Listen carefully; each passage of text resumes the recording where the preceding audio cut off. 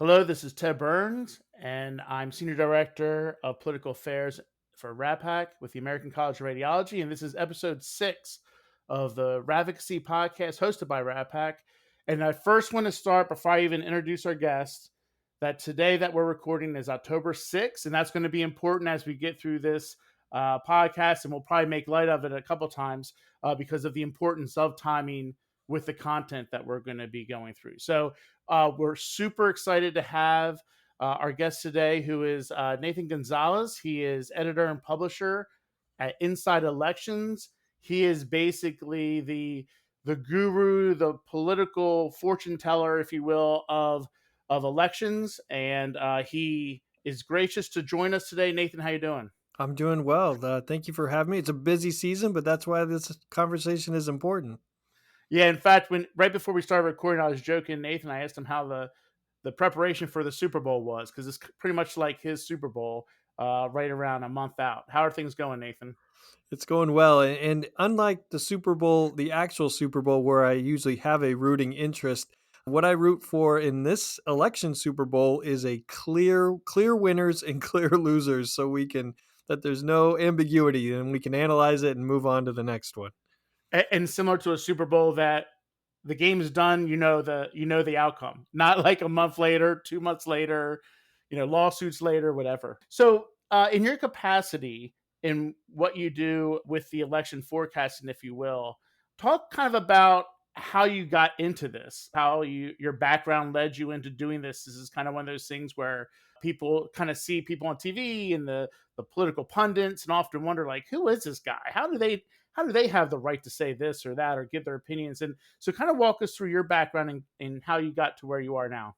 Yeah, and what's interesting is I think everyone has a different path. And when we look at our friends and competitors at the Cook Political Report or other places, I don't think everyone's path is the same. I mean, for me, I grew up in a small town in Oregon. I did not grow up as a political junkie. My family was pretty apolitical, but and I was on the journalism track or the writing track. I wanted to be a reporter. When I figured out I wasn't going to be a professional baseball player, I wanted to be in journalism, but I didn't really have a focus or something to write about. In college, I was writing about the cafeteria food and all sorts of things. But my senior year, when I was at Vanguard University in Southern California, I came to Washington D.C. for through the American Studies program, where you do an internship for half the time and take classes for half the time.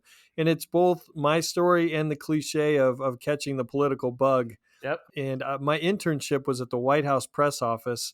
I'll cut to the chase of it. It was I was one of the less famous Clinton interns that I got the political. I was in lower press, which is on the other side of the White House briefing room wall, and so I was right there in the middle between the press office staff and the White House press corps, and just what a place to be. And so I figured out I wanted to write about politics.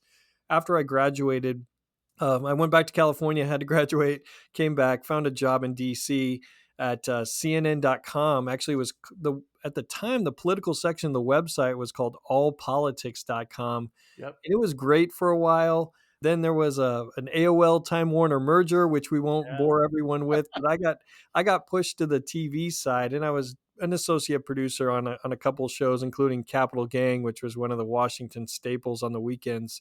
But I figured out I wanted to write more. I wanted to write more than what I was going to get to do on the TV side. So my first boss at CNN, her name was Karen Dessauer. She worked for a guy named Stu Rothenberg, and Yeah. she knew he was looking for someone new. She knew I was looking for something new, and she said we should talk. And that was 2001, and so I started working for the Rothenberg Political Report, which, for those of you who are you guys have normal lives, more normal than us in Washington. The Cook Report and the Rothenberg Report have been Washington kind of the go-to publications for political analysis and handicapping for decades. And so I started with Stu. '02 was my first cycle really doing this. And then about 7 years ago, took over the newsletter from Stu, and now it's called Inside Elections. And I'm just so grateful because I didn't know that you could do this growing up. I did not know that this was a viable occupation. but I'm grateful. I love politics. I love writing, and each election, as we're finding out, is throws us enough curveballs to keep it interesting. So that's my path. And it's consistent with almost everyone else in DC because it goes into getting the bug and who you know, or who you run into, and kind of who you know is just as much as what you know. It's amazing the relationships you build, and you don't think of it at the time, and then all of a sudden, boom! It kind of catapults you into something else Yeah, in and this I'll space. plug for our younger listeners just the importance of doing, working hard. I mean, my internship, I came in on holidays because someone needed to answer the phones, and that helped me get a recommendation letter from my internship supervisor, which led to my first job. I mean, it's not a necessarily a fancy, sort of sexy story, but I think it just shows that if you put in the work, doors will start to open later on. 100%. And in DC, that's almost kind of expected. I mean, you have to overachieve. So when you're doing this forecasting and trying to project who is likely to win their races and what that means for the majority in the House or the Senate, obviously you're not just gut instinct. I mean, obviously you have a gut instinct based off your background and your years of doing this, and you can kind of see trends and things of that nature. But there's obviously a lot more that goes to it behind the scenes. Can you talk about that before we get into the House races and Senate races specifically? But I'm just kind of curious of like the methodology to it. Yeah, some people think it's just me in a dark room with a six pack of Mountain Dew and some Swedish metal, which would be fun. Sometimes I would want that. I would say the first thing I would say is that it's not there's not a magic formula, or there's not really a formula at all. That sometimes this is there's an art to it, and it's not just a science. At different points in the cycle, there are different. Our analysis looks different. At the early part of a cycle, the first part of a 2 year cycle, it is you start to build hypothesis of what you think is going to happen, and a lot of that is based on past election data or past election results, because how someone has voted in the past is a pretty good indication of how they're going to vote in the future. Not always, but it will lead you usually down, starting down the right path. But as we get to this point in the cycle where we're just weeks away, it's all about data. It's all about quantitative polling data, and it doesn't matter what I thought was going to happen 6 months ago or 12 months ago. Like, I want to know what's happening right now, and so you have to be willing to adjust based on the cycle, whatever the national political winds that are blowing, or an individual circumstance in a district where a candidate falls on their face and messes up. And I guess to take everyone even more behind the scenes, we I talk about using data, polling data. We use public data, private data, partisan data, and nonpartisan data. I think one of the misconceptions that I see out there about political analysis and polling is that partisan polling is wrong. When actually, I think partisan data can be extremely valuable for this reason. And Ted, you could probably speak into this, that I partisan pollsters have a vested interest in good data. They need to have good data in order to make millions of dollars worth of decisions, strategic decisions. And that's why I still value what a Republican or a Democratic pollster says. And I'm probably going too deep in the weeds, but if I see any one race, I see at least 6 opportunities to get data. The candidates on each side are going to poll, so that's 2. The Mhm. parties on each side are going to poll, so that's 4. And then you have the super PACs or outside groups Right. that can't coordinate legally with those people that are going to poll. So you have 6 different data sets out there, not even counting the nonpartisan or media polling that might be Right. out there. So we just try to look at it all, try to identify the trend, and do our best to adjust our individual ratings and our projections accordingly. And as someone who many of our listeners may not even know this, I started in polling. You and I talked about this before we started recording. And another reason why the partisan pollsters are highly incentivized to have good results, in this set by good results, we mean accurate results, accurate projections, is this is a business for them. They want to get more clients in the future. So if their numbers are consistently wrong over the course of a cycle or two cycles, God forbid, back to back cycles, well, what member of Congress who's running for reelection or what candidate is going to go to that particular pollster? I mean, there's a lot of pollsters on each side for candidates to choose, and we've seen it before where they say, "Uh-oh, this used to be a great pollster. They're kind of starting to slip, and now they're starting to lose clients. And now what happens to their business?" So they are further incentivized to make sure that they produce accurate results the best they can, right? Yeah, and this brings my mind to sometimes some criticism of our analysis or our ratings. People say, "Oh, you're favoring Republicans or you're favoring Democrats," and I try to explain to people like, "I this is a business for me. Like, I have Hmm. literally no vested interest in skewing results to affect one party for some other reason. Like, we are people look to us for nonpartisan analysis, and look to us." To make accurate projections and point them in the right direction about which party is going to be in control and all those things. So there is no incentive for me to be biased, even though there is the perception that anyone in the media/political analysis world is trying to skew things. But I will tell you this: it is interesting as someone who has done polling, albeit 20 plus years ago, and we talked about this too. It has changed a lot since then for a variety of different reasons. But it is interesting when you are so. For instance, we meet with a lot of candidates, right? We're a PAC. They want our money. They're trying to convince us that they're going to get elected. I've never met a candidate who said, "You know what, we're not going to get elected." They all think they're going to get elected. Obviously, they all don't. And one of the first things I'll say is, "Where's your data? Where's your polling data? I want to know who your pollster is.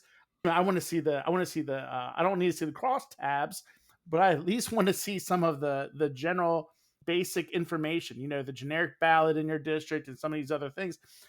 And sometimes they'll show you like these answers to push questions, and you'll be like, "Oh, here we go." And it doesn't mean push questions are always bad necessarily. You can kind of touch on push questions and your thoughts on that too, but or sometimes you look at their universe of the sample is totally skewed, or it's registered not likely, or all these types of things that now we're really getting into weeds, but it's kind of a fun conversation because all these little things matter in how this whole electoral process works, because the candidate needs to have authenticity and accuracy and all that for their pitch to people like me to support their campaign and to get others to support their campaign, because if they don't have money, they're not going to have a good chance to get name ID and to win. So and to get their story out. So I don't know if you want to jump in on any of that stuff, but it is interesting when you're meeting with these candidates and kind of seeing how they're presenting themselves and how they're kind of shaping their narrative versus kind of like the bigger narrative.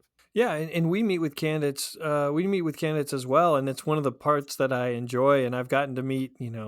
I met State Senator Barack Obama in September of 2002. I mean, we're like you get to meet some of these people before they really hit the national stage, and we also want to see a path to victory. What you brought up push questions. What I often see, there's a misconception. There's a term push poll that's Hmm. thrown around, and Stu, God bless him, has been on the kick to try to alleviate that term entirely, because what's referred to as a push poll is often not a poll at all. It's just a phone Right. call that is meant to give negative information about someone under the guise of a poll. Now, what you were talking about, it was push questions were in a legitimate poll.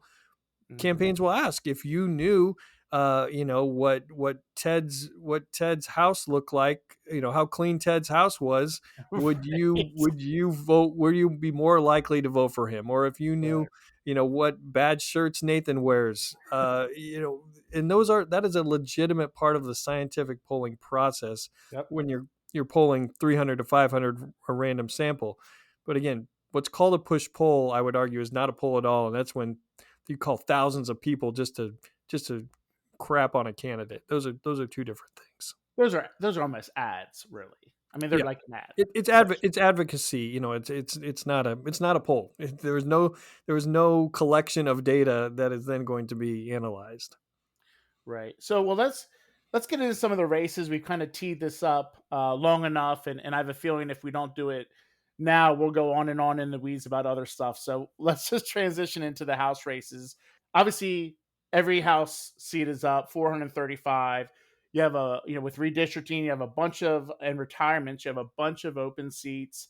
I think it's about 14 or 15% of the House is going to be new as a result of retirements or people running for other office, whatever the case may be.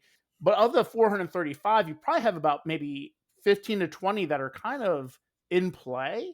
And then the others are not expected to be as in play unless obviously things are happening on a bigger scale. And I guess that's another question for you as we're looking at this big picture. But if you want to get into more nuance too, as far as some of these midterm races, there's a big tidal wave, and sometimes there's not, and sometimes it's generated by outside factors, Supreme Court, or whatever else it may be, the economy and things like that. So, talk about the House races. Obviously, the Democrats are in control currently of the House, and it's a small margin, so Republicans don't need a ton of seats to flip in order to take the majority. So, what do you see happening with the House races? Yeah, bottom line in the House is I expect Republicans to win the House. I mean, they need a net gain of 5 seats, which is minuscule out of 435. Our current range, sitting here in early to mid October, is a Republican gain of 8 to 20 seats. That entire range is above the 5 that they need. There's a big difference though between 8 and having a 3 seat majority and 20, which gives a little more wiggle room when it comes to how would Republicans be able to govern with that majority. There are and one of the reasons why I think Republicans are set up to do well is typically midterm elections go poorly for the president's party, Right. and that doesn't mean that has looked at Republican presidents and Democratic presidents, because midterms are usually a performance review on the president or a referendum on the president. But if voters don't like the job the president's doing, he's not on the ballot in a midterm. So voters either punish the president's party and candidates who are on the ballot, or they look to the other party and they say, we need some other people up here to Washington to put the brakes on what's going on. So when you have that history with Biden's job approval rating is either mediocre or bad, somewhere in that range, or at least a majority of Americans disapprove of the job that he is doing, that sets up Republicans to do well. Then when you look at the individual districts, which is really what matters, Republicans have enough takeover opportunities, and I think have the advantage in enough races to get the majority. I mean, Ted, if Republicans don't win the majority under these circumstances, I mean, the blame game and the infighting about what happened will be something to watch. You're going to want your popcorn for Yeah, that. it would be pretty historic stuff, as far as what the expectation is and the jockeying on the Hill already. I mean, obviously, we deal with a lot of House members and senators as well, but in the House, when I'm up on the Hill and talking with members of Congress and political operatives at the party committees, and you're talking to chief of staffs, and I mean, there's folks on the Republican side who not only are kind of planning to be back in the majority, but I mean, people who are jockeying to be on a different committee now because they're going to be in the majority. They have better ratios, the way that they work with the committee assignments, and there is a huge expectation. Now, it's an interesting range, the 8 to 20, and I think it's a fairly accurate range in my opinion. If you look at it historically, I think it's anywhere from like 20 to 25 ish in a normal historical midterm of a first term, right? Yeah. Give or take. But the one thing that's interesting when you're looking at the House versus Senate, the way that we've just gotten through redistricting, and the districts are becoming more and more safe for the most part overall. I tend to think that some of the climate issues that are coming up, and I don't mean that by like climate control, I mean just the overall political climate, it doesn't have the same impact in a House race as it would in a Senate race. In other words, like, the abortion issue, the Supreme Court, or some of these other big things that are popping up, because the district is what it is. The district is a plus, a R plus 10, regardless of the issue, or the district's a D plus 15, regardless of the issue. There's only so many people who, if they're really pissed off, can come out and vote, right? I mean, it is what in the Senate, I think it has a lot more potential for impact as opposed to these House districts that are just so strategically drawn. Is that the right way to say it? Right. And I don't know if you agree with that or what your thoughts are on that as we transition to look at some of the Senate races that are expected to be in play. Yeah, I mean, I'm looking at our unit right now. Our ratings, we have 18 races that we rate as pure toss up, where we think it's a jump ball. When you move to other races that we regard as competitive, we're looking at about 61. If I'm doing the back of the napkin, so what, a universe of 75 or so out of 435, I think Right. gives some more specifics to the dynamic that you're talking about. I think one of the challenges for house races is that it can be hard to get attention, particularly if you are in a state that has a big Senate race or has a big governor's race where Yep. there's so many ads. House campaigns don't often have as much money, and so you have to be strategic about your timing and content of your ads because you might not get as many shots as what those big races do. But I will say that for a year and a half of this cycle, it looked like a pretty typical midterm. Yep. Unpopular president, the Dobbs decision complicated things a little bit. It muddied the water because it galvanized the Democratic Party, which was suffering an enthusiasm gap with the Republican Party, and it also made this election more of a choice election, not just a straight up referendum. Because Republicans, after the Dobbs decision, they made their subsequent actions in some states to restrict all access to legal abortion. It's causing some voters to think more about, okay, not just are Democrats doing a good job, but what will Republicans do when they get into power? And you throw in a little bit of Mar-a-Lago and Trump, and it makes it more of a choice rather than that referendum. And that's better ground for Democrats, but that might not be enough to hold the majorities. Yeah. No, I agree 100%. So let's look at the Senate. It's not that different than the House in the sense of, it's different. Obviously, not all 100 senators are up. Every 2 years, it's a third of the Senate. Essentially, we have I think 35 that are up this cycle.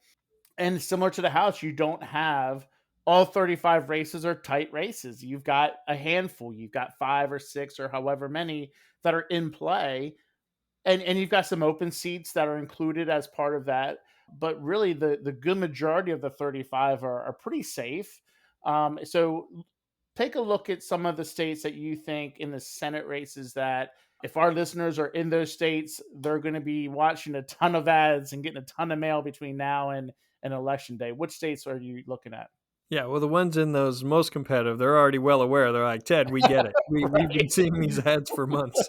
But And I switched to direct TV so I can never see a TV ad again or whatever. Right. yeah, yes, sitting here again right now, sort of early to mid October, we have three pure toss ups. We have Pennsylvania, Georgia, and Nevada. And if you wanted to simplify the fight for the Senate, I think whichever party wins, two out of three of those states is probably going to be in control. Now, there are other states that we're watching: Arizona and New Hampshire, where Democratic Senators Mark Kelly and Maggie Hassan are vulnerable. Then on the Republican side, Wisconsin, where Senator Johnson, is looking better than he did before, but that's still a competitive race. North Carolina, where Senator Burr is not running for Yep. reelection, but that is a tight race right now. And even I'll throw in Ohio, Yeah. where I was not expecting to be talking about Ohio in October of the election year because Trump won Ohio twice and it wasn't particularly close. But I think a combination of a good campaign by Democratic Congressman Tim Ryan and an underwhelming campaign by the Republican nominee J.D. Vance has put Ryan in position to be competitive here in the final stretch. The other ones that we're watching, Marco Rubio in Florida. I think everyone's ever called him Mark in his life. And then he has the advantage against Val Demings. And then Senator Mike Lee in Utah. It's a Yeah. quirky race that we don't need to spend a ton of time on, but basically That's with Democrat. independent, right? Right. I mean, Yeah. Democrats chose not to nominate a candidate. They're getting behind Evan McMullin, who's a former Republican House staffer who ran as an independent for president in 2016. What's interesting, lots of interesting pieces of there, but he said he's not going to caucus with either party, which is a good campaign message.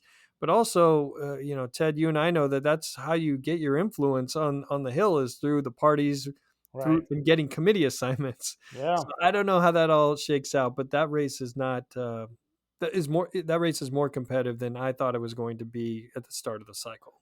So let's look at a comment that I'm going to make, and then I'm going to want you to get in a little bit more detail that kind of reinforces the comment I'm going to make. Okay, so I'm from Pennsylvania, so I anticipate laughter when it looks at the Senate race. You've got the expression "candidates matter," right? I mean, you have to have a good candidate. You can have all the resources in the world, you can have the best messaging in the world, you can have the best political environment in the world, and you kind of see what's happening a little bit now in Georgia as well, obviously. But if you look at Pennsylvania and someone who's from Pennsylvania and trying to follow the race, you have two very non-traditional type individuals running. The ads are very interesting.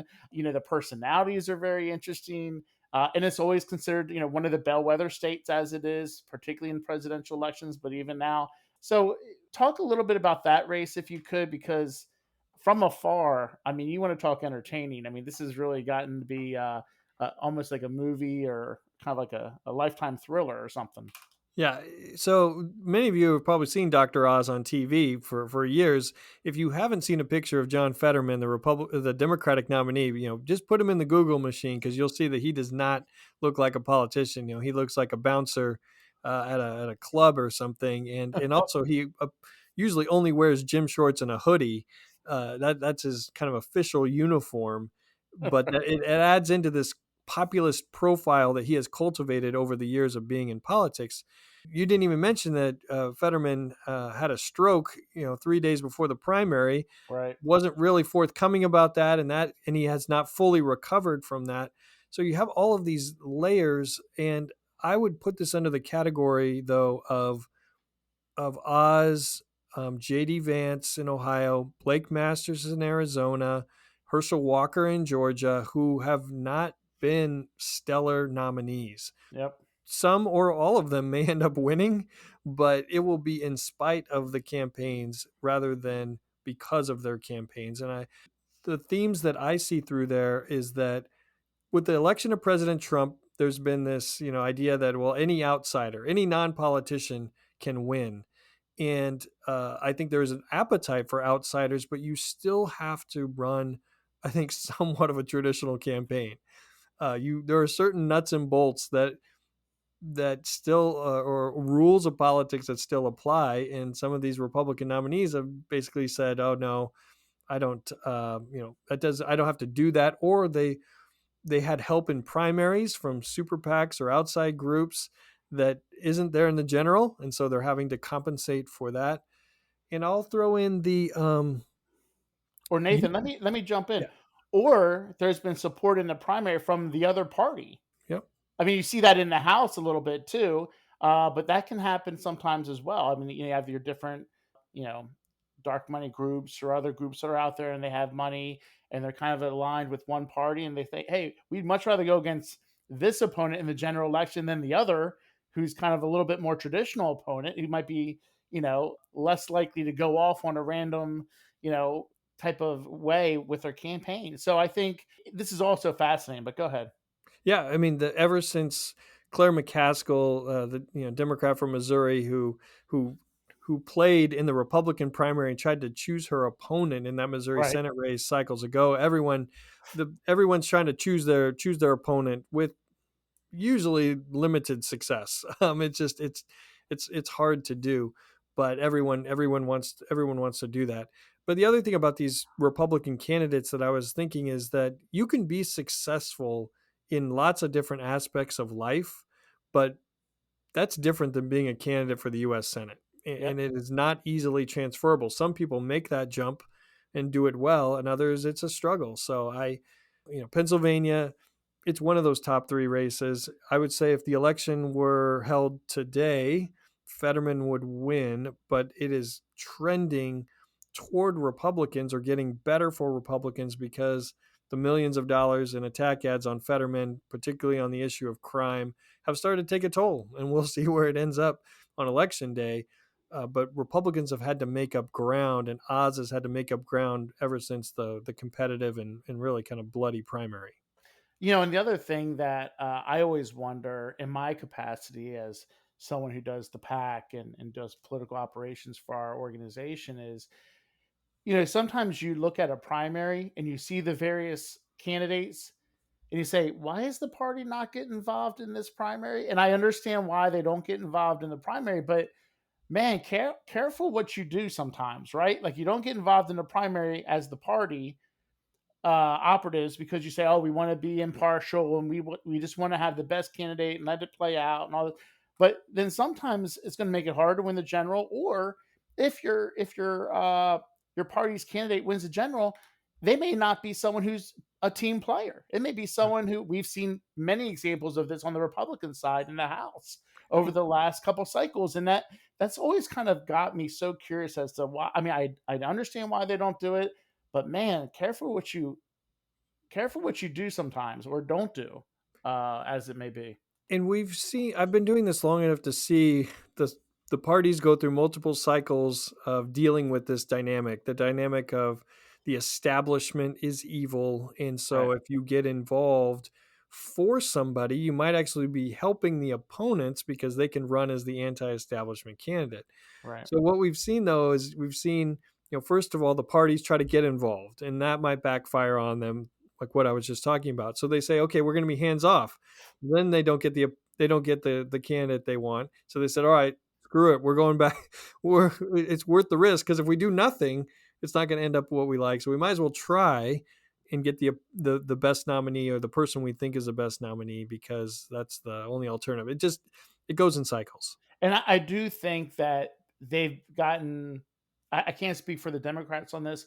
I know on the Republican side, I think they've tried to get a little bit more strategic in how they can be helpful without making an endorsement. Right? There's ways you can help with money. There's ways you can help with data. There's ways you can help in an environment, create an environment, whether it's campaign staff and you can do things that's not an official statement or an endorsement, but yet at the same time, you can provide a structure that may be more helpful. I, So, I got a kick out of the Democratic side this cycle. The that they, I think their public stance is not to endorse in primaries, but correct. they basically got all the other candidates to drop out before the before it got to the primary. I'm like, okay, technically you weren't lying, right? Right. But they just were avoiding a primary rather than And you endorsing and I, one.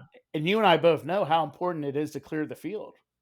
I mean, you clear the field on a late primary, and the other party has to go into a bloody primary all those months, and you can just sit there and not get attacked, and you can save your money. That is a huge advantage, a major advantage, if it's going to be a tight general election race. So, well, look, I need to be respectful of your time because I could just talk your ear off and listen to you talk about this stuff because we're both obviously gotten that bug, like you said when we first started. What we try to do in each of these podcasts is get to know our guests a little bit more personally, just because oftentimes our guests are in the radiology community and they're ones I already know. So it's still kind of nice for me to know them on a more personal level versus just a strictly professional, level within our volunteer leadership. And someone like yourself, we have a membership. We subscribe to Inside Elections. We're very pleased with all the services you guys do. You guys do great newsletters that we send to our contributors, which they very much appreciate. In fact, we were looking at our survey of contributors, and the number one benefit they said was the Inside Election newsletter.